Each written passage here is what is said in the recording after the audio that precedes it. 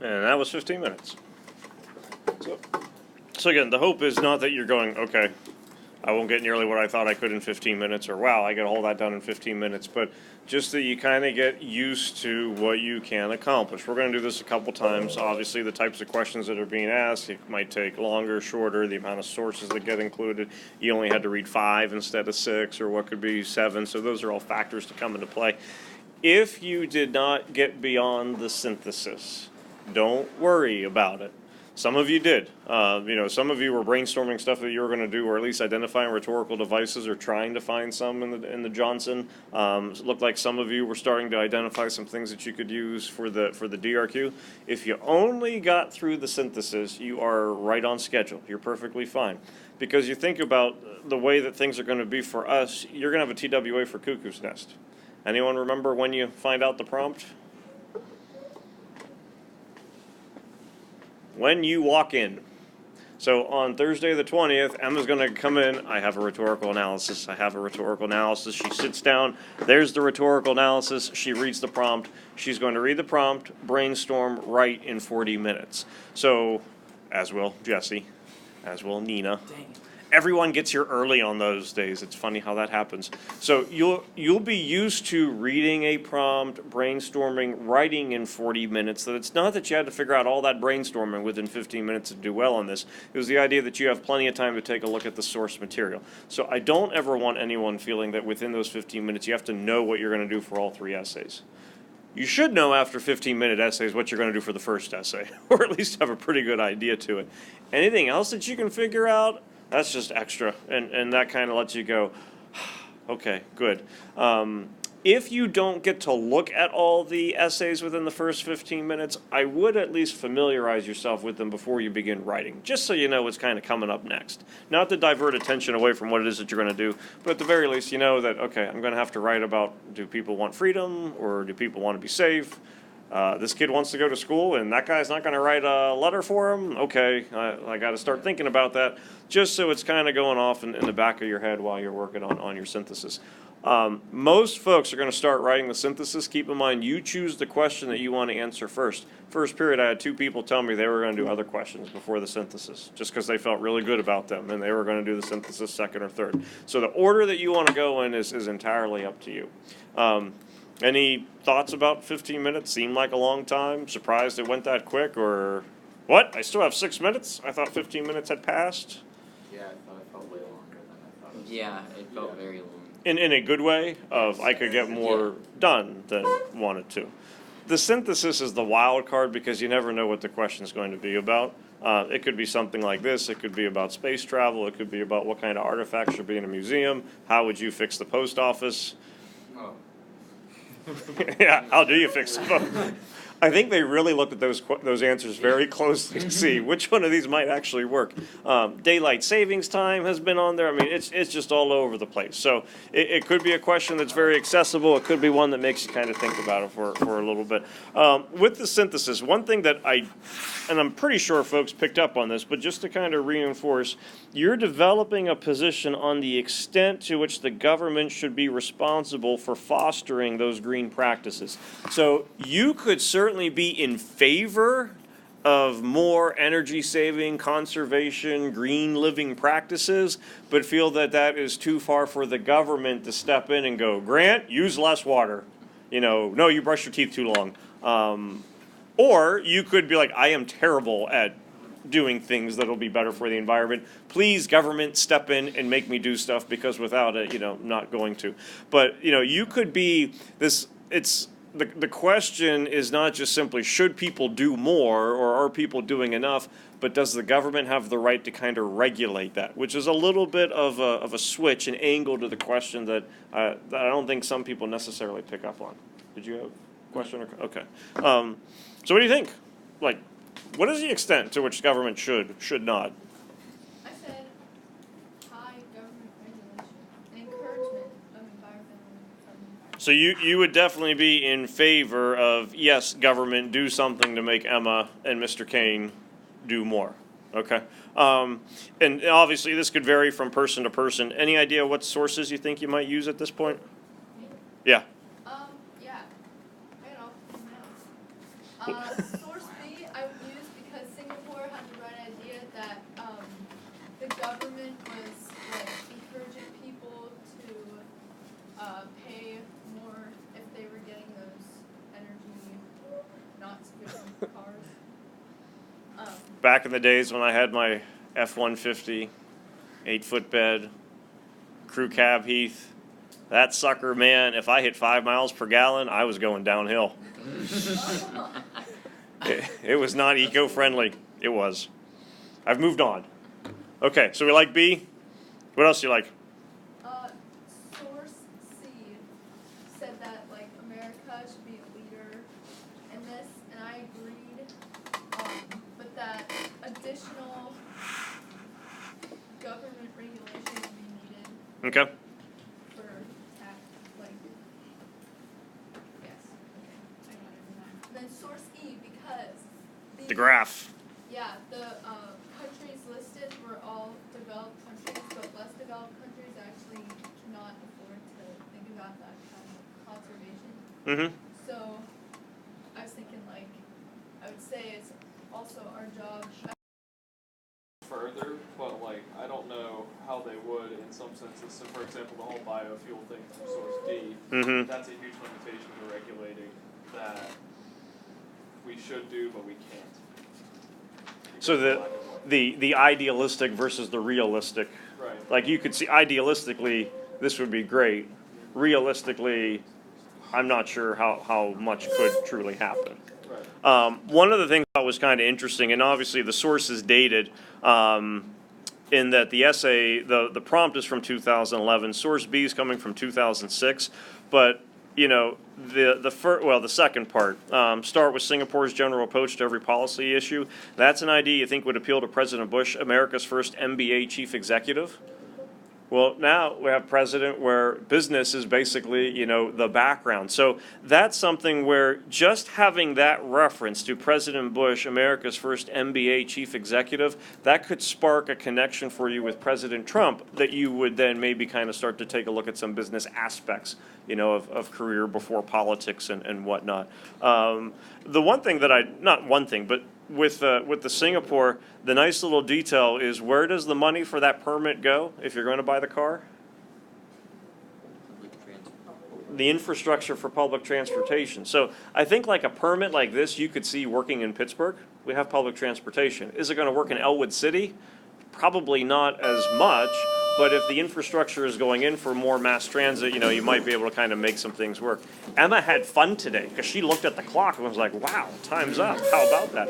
So tomorrow, no homework. You're just reading Cuckoo's Nest. We're going to take a look. Anything else with the synthesis question tomorrow, and then we'll take a look at the other two questions just to, you know, talk about, see what we think with the ideas for them. That's right. Do your academic integrity statement.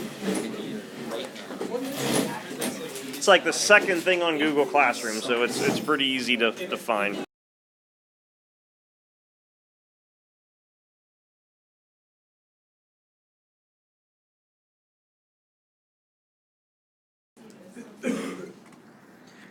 And keep in mind, certainly, like it's requiring that you use 3, which you mentioned.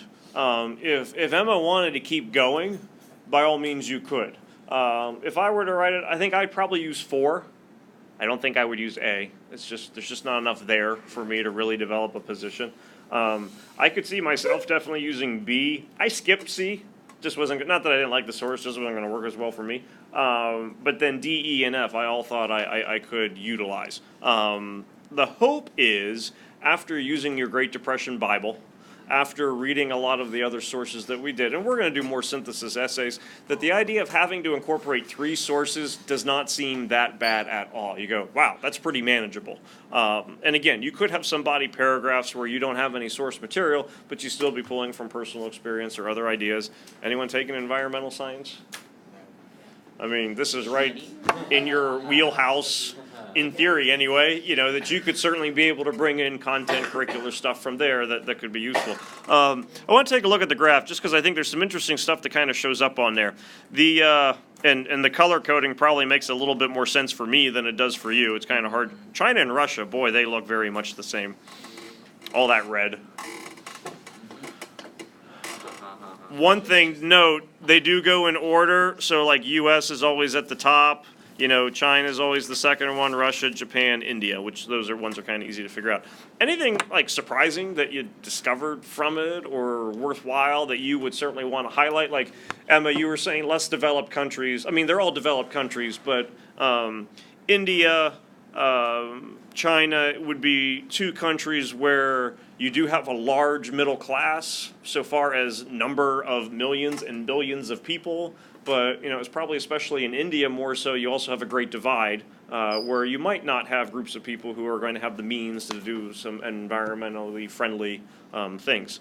And you figure more than half of the world's population is in those two countries. I don't think India's passed China yet, but it's going to happen very, very soon. I think by 2025 or By 2020. I was going to say by 2020, and I'm like, wait, that's going to be next year in like I a few know. weeks here. That's crazy. Soon, within our lifetimes. But what from here, not just Emma, do you think you could use with the chart, with the graph?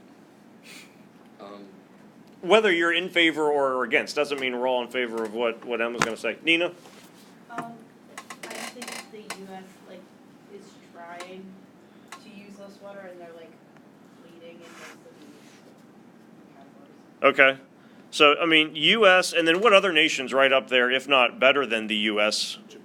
And Japan. So you could certainly see U.S. and Japan, it would seem, are taking the greatest steps, the greatest initiative with it. And I think a lot of it is probably we're more aware of it. I mean, when I was a little kid, it was turn the water off when you're brushing your teeth. And now that's kind of been ingrained more so. My parents, just because they were cheap, I don't think it had anything to do with the environment. If they found that your lights were left on in your room, they would charge you like 50 cents. I quickly turned off my lights, Emma. My brother, Jeff, did not. He lost money. So those things have kind of been ingrained a little bit more so. What else? I know your hand was up too. I was going with in favor of more government involvement through taxes and incentives. You're not going to win any elections by saying that. It's funny because it contradicts my stance on the last DRQ.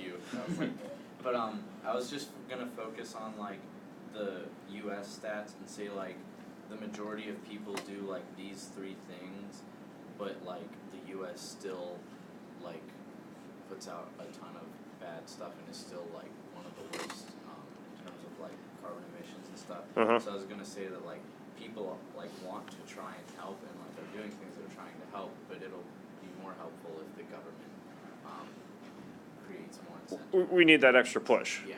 And really, how disruptive are these three things doing? Trying to use less water in your household, avoid using certain products that harm the environment, voluntarily recycled newspaper, glass, aluminum, motor oil, or other items.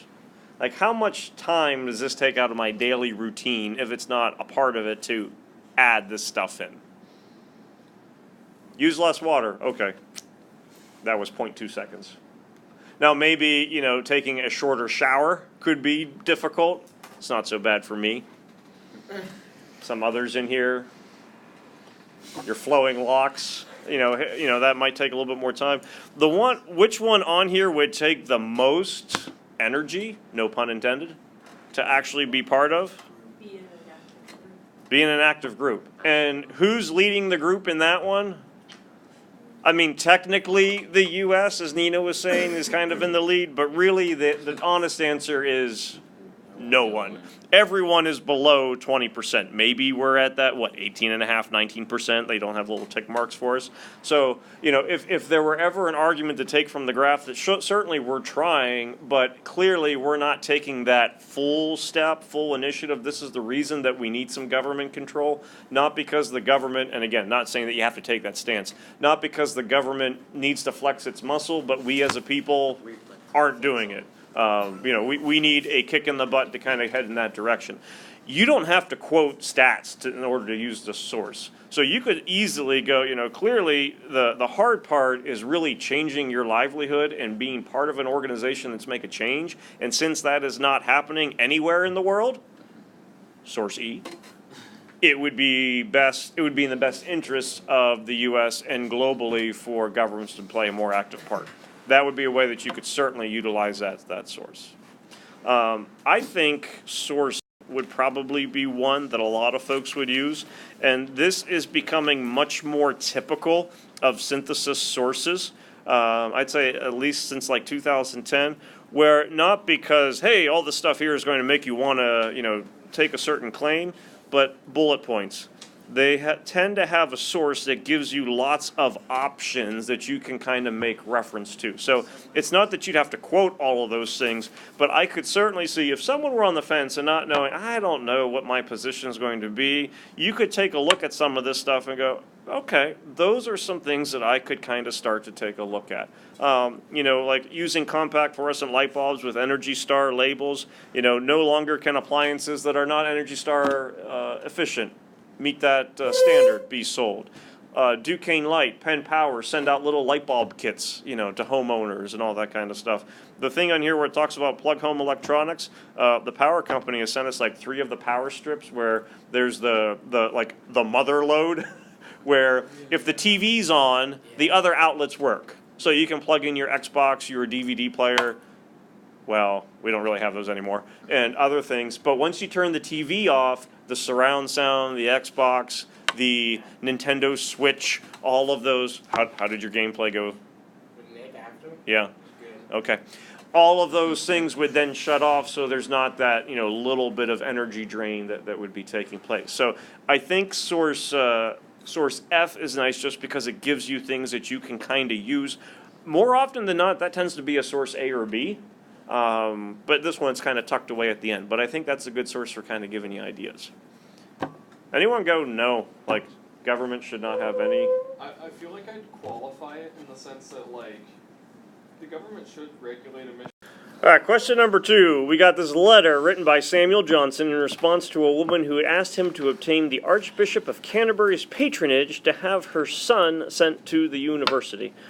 Samuel Johnson, you might recall, was the author of Debtor's Prison, the passage that was the multiple choice, the last one that we did, the first passage. The one with Paine, he was the one who used parallel structure just about everywhere. For all of those questions. Read the letter carefully, then write an essay in which you analyze how Johnson crafts his denial of the woman's request. What would be important things to take note of within the prompt itself before moving into the passage? Whether significant or seemingly minor. It's a letter denying, like saying no to someone's mom who asked them to, give her son, essentially, ask someone to give her son. So we know we're going to be taking a look, and obviously it says the word analyze. How does Johnson go about setting up this no? Is it just no? No. Thanks for asking. See ya. Is it the sure, I would be happy to help, I just can't quite do it at this time. Check in with me at a later date kind of thing. But we know it's a denial. And then I underlined over here, analyze how Johnson crafts his text. Not to make it sound overly simplistic, but once you see analyze, you're looking at a rhetorical analysis. This isn't a DRQ. It's not, should he advocate on the boy's behalf or the young man's behalf to go to university. We're going to be doing a rhetorical analysis, so we're going to be analyzing the rhetoric. One of the first things, and it may be useful, may not be, but one of the things, remember, you want to kind of keep in mind, you'd be taking a look at diddles, diction, imagery, details, figurative language, syntax, kind of like as a starting point, and chances are your thesis statement, you'll be going with that SPA, strategy, purpose, argument, to kind of set up how your thesis statement would work. And I know a lot of you have already taken a look at this, so you're aware of this, but if you didn't get a chance, we're going to read it.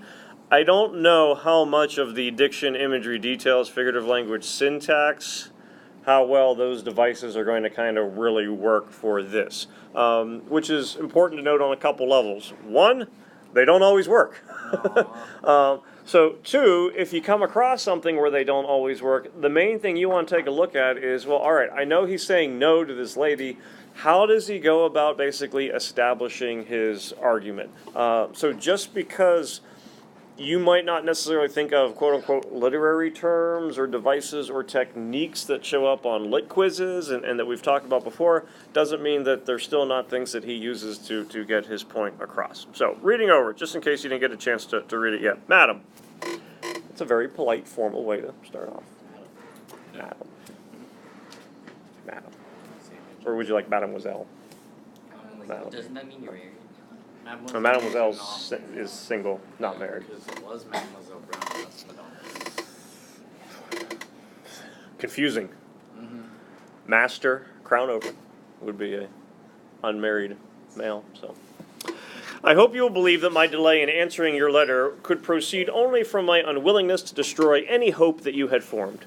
Hope is itself a species of happiness, and perhaps the chief happiness which this world affords. But like all other pleasures immoderately enjoyed, the excesses of hope must be expiated by pain, and expectations improperly indulged must end in disappointment. If it be asked, what is the improper expectation which it is dangerous to indulge, experience will quickly answer that it is such expectation as is dictated not by reason, but by desire. Expectation raised not by the common occurrences of life, but by the wants of the expectant. An expectation that requires the common course of things to be changed and the general rules of action to be broken. When you made your request to me, you should have considered, madam, what you were asking. You asked me to solicit a great man to whom I have never spoke, for a young person whom I had never seen, upon a supposition which I had no means of knowing to be true. There is no reason why amongst all the great I should choose to supplicate the archbishop, nor why, among all the possible objects of his bounty, the archbishop should choose your son. I know, madam, how unwillingly conviction is omitted when interest opposes it. But surely, madam, you must allow that there is no reason why that should be done by me, which every other man may do with equal reason, and which indeed no man can do properly without some very particular relation both to the archbishop and to you. If I could help you in this exigence by any means, it would give me pleasure. But this proposal is so very remote from usual methods that I cannot comply with it, but at the risk of such answer and suspicions as I believe you do not wish me to undergo. I have seen your son this morning. He seems a pretty youth, and will perhaps find some better friend than I can procure him. But though he should at last miss the university, he may still be wise, useful, and happy. June 8th, 1762. You go ahead and finish. So what's he doing? Besides going, no.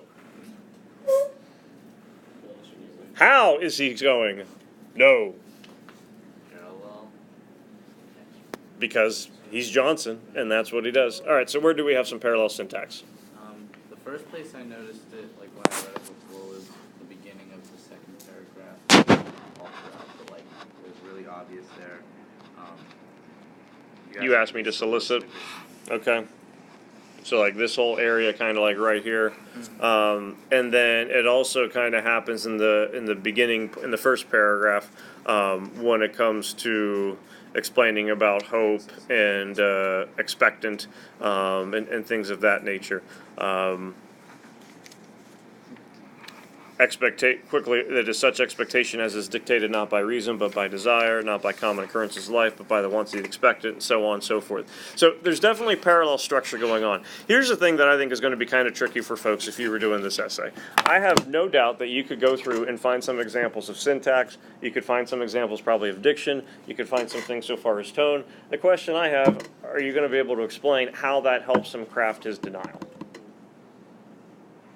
And so, not like putting Jesse on the spot or anyone else, how does the parallel syntax, or does the parallel syntax, might be a better question, help him explain why, no, I cannot? I'd say like the one in the second paragraph emphasizes how much he doesn't know her son, which is giving reason to why he can't speak on behalf of him, because he's like a great man who he's never spoke to. All the things that he has no reason to like know is true, other than her word. What's a synonym for reason? And it could depend upon how you're using the term reason, whether as a verb or a noun. But reason, what would be substitutions we could put in for reason? I said purpose. Okay, reason, purpose. Yeah, what's your reason for doing something? What's your purpose for doing something? Rationale. Your rationale? You have no reason. You have no rationale.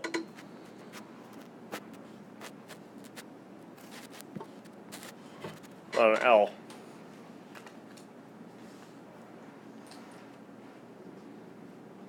Is it still now? This would be noun. There is no reason to your answer. Common sense. There is no common sense to your answer. And I would say this kind of goes along with it there. Yeah, you could say legitimacy. I'm thinking logic. Yeah, that, Which, legitimacy would certainly still kind of go along with it. Really, with his second body paragraph, what's his main reason as to why I can't do this for you? It's illogical. I don't know you. You don't know me. I don't know that guy. I'm the go-between between two people I don't know. Heath, you want a job somewhere? Sure. Okay. I will try to get you a job. Where do you want to work? Anywhere. I'm sure we can figure something out. I thought we'd be aiming a little higher here, but sure, okay. Yeah, I'd like a job everywhere. Heath wants a job working downtown, something at UPMC or whatever. All right, I'll make a call. Okay. Do I know anyone there? Probably not. Do I really know a whole lot about Heath besides a little bit so far this year? Not really. But we can, But his mom asked. seal the deal, so to speak. Or let me call Harvard. We'll get you in. They're not going to listen to me. There's no logic, there's no reason as to how this situation would work. Why does the lady contact him? Why does the lady want him to write this letter? And I don't mean like some kind of hidden message within here, because I don't know who the lady is. Samuel Johnson would be a well-known person. It is kind of like writing to a little bit of a celebrity, a guy who has a lot of connections. What made her write to him, we don't know the whole plan that was going on. But in its simplest terms, what is she trying to do? Get him in the university. Trying to get her son into the university. She is, and I'm kind of thinking of a word that Johnson used fairly significantly in the opening paragraph. She is what that Johnson can make this happen? She is, yeah, you could argue kind of both. One, that she is hoping that this is going to work. Hope is itself a species of happiness. Unwillingness to destroy hope, she mentions that before he gets into that. Hope is a happiness. The excesses of hope must be expiated by pain. Or atoned in pain. And this is where then you get the shift over here into expectations. Expectations improperly indulged must end in disappointment. And then he goes on as to how expectation as is not dictated by reason but by desire. Expectation raised not by the common occurrence of life but by the wants of the expectant. An expectation that requires a common course of things to be changed and the general rules of action to be broken. Essentially, what is she throwing out there as this is the basis for what I'm doing? I hope you can help me. When do you hope for stuff? This is a dangerously open-ended question. Who knows where you're going to take me? Could be out of desperation. Haven't read a whole bunch of synthesis essays, so I'm not speaking about anyone's here. Man, I hope I get an 8 on that essay. I didn't really double-check for 2 B verbs. I used one example from the Grapes of Wrath. I think I used some sources. I don't remember. I don't know what my position was. I wrote 417 words. Josh wrote 2,500 words more than me. Or 2,496. But who's counting? Boy, I hope I get an 8. That's probably one that would be out of desperation. Probably not going to happen. You certainly could hope for things. I spent hours revising. I remembered what my thought was with my first draft, and then when I came back a couple weeks later, I had some new insight and was able to add on to it. So I hope all of that's going to pretty much work out pretty well. Some of you are hoping for certain things under, Christmas trees and all of that kind of stuff.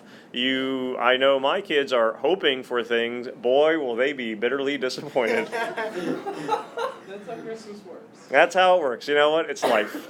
You just got to roll with the punches. Give him So, You gotta roll with the what is the basis of her hope? Is it reasonable hope or is it desperate hope, to use Heath's term? desperate Her hope is desperate, okay? So one of the things that he kind of does here, since her hope is born out of desperation, is, and I'm really kind of going with a simple term here, what does he end up doing with hope? Because they have a miscommunication, wrote desperation over there, they have a miscommunication as to what hope means. In your synthesis essay, what did you do with civil disobedience, or many of you, what did you do with civil disobedience and social progress in your first paragraph? You defined it. What is he doing here with hope? He's defining it. Now, there is a contrast, and we're getting into like my favorite rhetorical device term here that begins with a J. There's a contrast between the way that she views hope and the way that he views hope, and he's highlighting the, which you folks said right here, the juxtaposition of it. So for this body paragraph, you could mention the parallel structure because he really kind of gets into that reinforcing, that reiterating, that emphasizing of what is an appropriate expectation.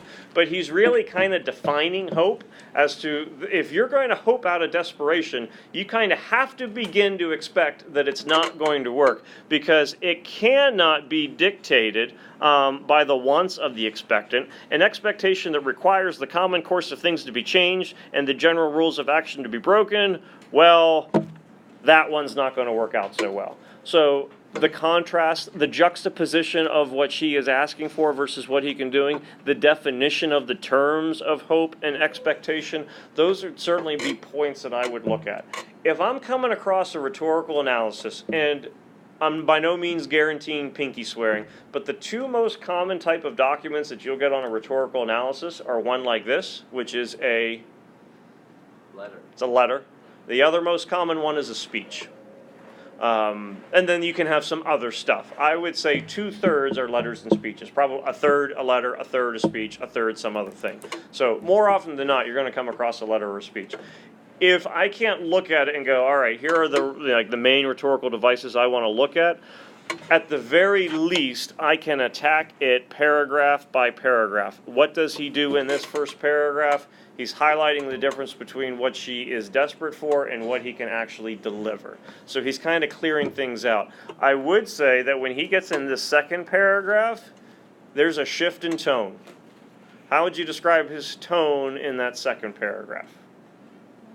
Towards the lady. A little bit more negative. Like more exasperated. Yeah, what are you doing? I keep going back to Charlie Brown. You're a blockhead, Charlie Brown, is a common phrase that'll kind of show up where Lucy will say, of all the Charlie Browns, you're the Charlie Browniest. You know, what a dumb thing to do. And he doesn't come out and say, lady, you are a nitwit. But he certainly, in a very logical and pragmatic approach, comes out, okay, you want me to do something for you whom I've never met by asking someone who I don't know to procure a position for your son who I really know nothing about. Why in the world you expected this is beyond me. But he establishes, this is the definition of hope, this is what is an appropriate expectation. Now he goes into a logical approach of, don't you understand that what you want me to do doesn't meet, you know, a reasonable expectation, a reasonable favor of anyone. Starts off with the juxtaposition of what he can do versus what she's asking, gives a logical approach, a logical appeal as to why I cannot do this. And then he finishes it off with, but He seems Harvard's not coming for you, Heath. Congratulations on your SAT scores. Harvard doesn't care. But we got a spot for you at Slippery Rock. Come aboard. Join us. Be part of the pride. Okay, there we go. Sign one up. I'll give him a call. So he still offers, hey, you know what? There is still a potential that he could have a wise, useful, and happy life. You don't have to be happy to go to Harvard. You can be happy at Slippery Rock. I thought he'd be more excited about this. I mean, you! Sure. We're throwing out opportunities, and you're just sitting there with your arms crossed, like, well, you know what? Some things just aren't in the cards. Just kidding. Jesse could probably go to Harvard if he would. Is there reason to that hope? or is there desperation to that hope?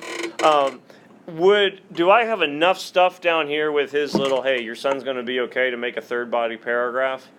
Probably not. Might be something I kind of mentioned within a conclusion or as I'm wrapping stuff up. But I think I certainly could get a 2-body paragraph response where he's doing more, again, as we said, a juxtaposition, a definition, and then kind of switching into a more logical tone, logical reasoning. You certainly could mention things like diction. You can mention things like syntactic structure. It doesn't matter what the term is that you use to describe the rhetorical device that you're going to take a look at. What is significant, what is most important is how you go about explaining it. So if you can locate parallel structure but you can't really explain it, there's no point in mentioning it. Go with what you can explain how he's setting up the argument, and then use whatever examples come from there to basically support it. But if you come across a situation where the diddles just isn't going to work for you, I would take a paragraph by paragraph or section by section approach where you allow the argument to kind of unfold. 1 to 10, 1 being piece of cake, 10 being excruciating. I'd say this one probably falls somewhere in that 7 category, maybe. It's tricky in the sense that imagery is not going to jump out, or the details or the diction, but it's certainly, I think, still a relatable, accessible enough document that you can still do some stuff with it. People always ask, how many paragraphs do I need? How many examples per paragraph do I need? It varies. You do need to have at least 2 body paragraphs. A 1-body paragraph's not going to cut it. You do need to have at least 2 body paragraphs. Ideally, you can get like 2 examples per body paragraph, but that's certainly going to vary from example to example. Don't overly quote, because you want, with your 40 minutes, you want most of your words, the words that you're writing, to be your own, not taking something over and over again from Johnson.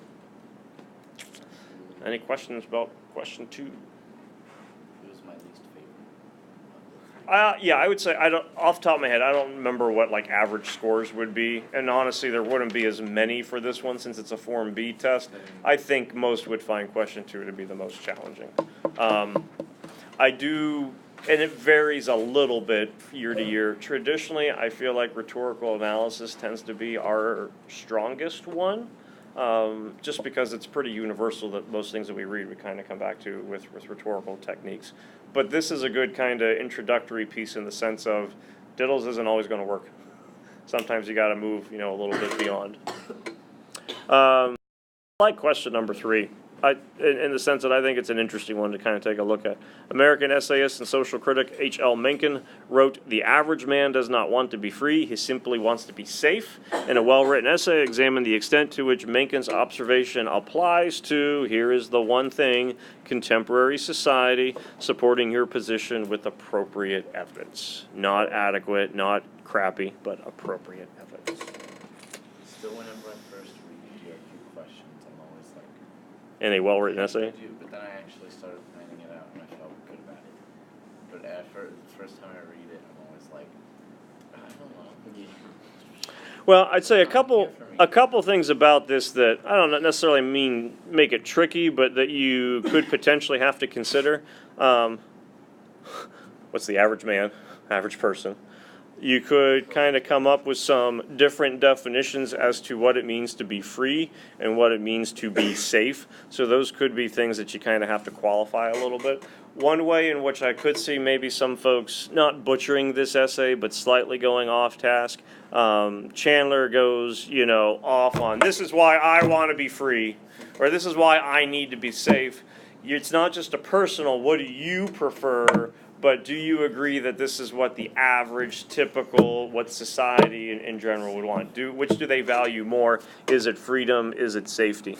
Not that you would have to do it for this particular essay, but I think as time goes on, when it comes to the DRQ question, I have a feeling that more of you, maybe not most, but more of you will start to look at qualifying as a strong possibility, because you can make arguments for both sides. Should you qualify, make sure you still choose a side. Another thing that I think would be useful for all of you to do, I never make it a requirement when we do a TWA for a DRQ or a synthesis. Maybe I do. I don't know. But I would strongly consider rebuttals, counter-argument paragraphs. AP readers like it when you acknowledge the other side, and then you can at least explain why your argument still works better. Should you qualify, you kind of build in a counter-argument into the structure of your essay. But those are two things that I think qualifying will probably start to happen more for you, but I do think a counter-argument or rebuttal would be a wise idea. What are cases that you can make for freedom over safety or safety over freedom? Nina? I, like, for mine, I started planning, like, safety over freedom, so I said, like. So defending what he, yeah. I said, like, with all the mass shootings, like, people have been coming out and advocating for, like, more gun control and stuff like that. Yeah, if this one were a 2019 essay, I think Second Amendment rights, gun control would be an appropriate topic to cover. Obviously not good that we have all of these examples to look at, but certainly we have exposure to that happening. So, you know, whether you're using things from Tree of Life or unfortunately over the last 12 months, 18 months, countless other examples taking place. It wasn't the Tree of Life shooting. I think it was the one in California. That was Ventura, I believe. At the bar shortly after. One of the victim's mothers, I don't remember which one it was, she was adamant in the news everywhere. I don't want people's sympathy. I don't want people saying I'm sorry. I don't want people praying for me. I want guns off the streets.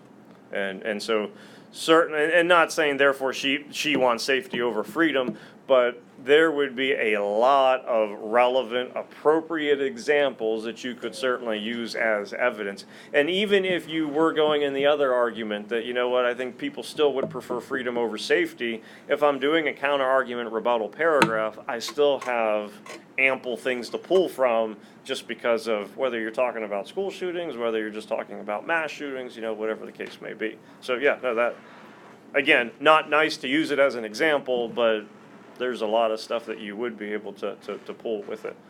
What else? Whether same side or other side. I was going freedom over safety, and I figured one of my paragraphs could focus on politics and how like different people want different levels of government involvement, but overall people still trust the government like less than they ever have in history, and still generally don't want the government like getting that much bigger or anything. Like the majority of Americans are still against like socialism and stuff like that. So like personal freedom from government? And then also I was Okay. thinking like literature / like media examples like Brave New World and like other dystopian futuristic things that describe societies where like the government is like totalitarian, but like people are unhappy, but like generally they're at least somewhat safe, and like you can argue that they're safer than they are today, but like the hero always goes about taking them down in a like dangerous and like very risky way. And obviously this doesn't apply to everyone because not everyone has read the book. You could be a reader of 1984, and I apologize for not including everyone obviously in this discussion. You could use 1984 as a reason why people would want safety over freedom and write about Winston. You could write about 1984 and write about Winston as to why people want freedom over safety. You'd be able to kind of go either way with it. And the same thing happening, certainly with Brave New World. John, right, is the one they bring back? Yeah. John's the Savage. Bernard. What's the girl's name? Lenin. Yeah. Lenina. That's right. Yeah. Gee, I wonder where they got that name from. And Bernard Marx. Yeah, Bernard Marx. He was really digging deep there. But yeah, you could use those and take aspects from the book, from the literature, and make arguments with it. Someone could go, all right, contemporary society, we're talking about a book published in 1936, 1937, Brave New World. We're talking about something 1948, 1949 with Orwell. But I would say because they're doing future dystopias, because they are looking at events that are still relevant to what would be going on in 2018, you would be able to use it. I wouldn't want one body paragraph based on Brave New World. I wouldn't want one body paragraph based on 1984 because now they're just going to overlap probably too much, and I'm not getting that contemporary society. But using those to kind of complement other things that are going on, yeah, you would certainly be able to kind of to go with. What else? Like examples, not so much, which position would you take, but what would be things that you could certainly pull from? So we got books, mentioned the mass shootings, personal freedom from government. Is there like a specific aspect of government today? Like, I mean, government surveillance gets mentioned quite a bit, and certainly that would tie in with 1984. Yeah, I was gonna say that I was gonna qualify between freedom and safety for surveillance mostly because like there's the freedom of we have that right to privacy, but there's also that safety aspect where without surveillance there would be a lot of cyber terrorism, or at least a lot more than there is already. Yeah, and certainly like that. It could be dangerous in the sense that as you get into privacy, you could start to kind of go a little bit off topic, but the idea about, I think the surveillance makes it work nicely because that surveillance can be an invasion of that freedom, but at the same time can still be that safety net that we could, certainly use. Whether you be talking about video cameras, whether you be, talking about, even just getting into different forms of artificial intelligence in general as to how that can both be a freedom. It can be liberating, can give us freedom to do other stuff, but at the same time, yeah, the potential is there that maybe not necessarily as safe. What do you think the average person wants? Like Zach, if you had to pick, you think you just random sampling on the street, freedom, safety. Safety. In America? In America. In America, I'd say freedom. But I think that it's mostly people who want to believe that it's freedom when in reality it's safety. Like, even just going back to the Second Amendment rights thing. Mm-hmm. Like, someone who would be very, like, anti-gun control would say, oh, well, I have the freedom to own a gun, but they want to own a gun so they can keep themselves safe. Because, I mean, that's what people always say, like, armed robbers and that whole thing. And so, I think it's almost like a mask, but I don't know how I qualify that. I think if you were going back 7 years ago, which is not a long amount of time, but it would be significant in the sense that, okay, if you're 17 years old and you're writing this in 2011, you're born then in, what, 94? 93, 94? 7, 8 years old when 9/11 occurred. 7, 8 years old when airport security kind of really ramped up. 7, 8 years old when there were things like Patriot Act taking place that, okay, if we think you're suspicious, we'd kind of, take you under. I do think those would be examples. I think there'd be a lot more 9/11 references kind of taking place that at the time that this gets written, published, I think safety would be what a lot of folks would be looking at. Not by no means going that would be the correct call, but I think it's interesting that just by moving, back 7 years, 8 years, because, okay, we were born when that was happening, but not necessarily aware of it as much, perceptions certainly kind of start to change, and some of you were still 12 and, weren't alive yet when they even came up with this question in 2011. You still might get a onesie pajama, like some footy pajamas underneath that. They get hard to find in the adult sizes, You can find it. but Really? you can find them. Target, You can yeah. find them. They are there. So yeah, just like kind of change. This is very much a generational question, that certainly would take place. And the important part, American society versus if you're looking something on an international scale. If you're living in a totalitarian regime, yeah, you might want to risk that safety for the freedom of something that you haven't necessarily known.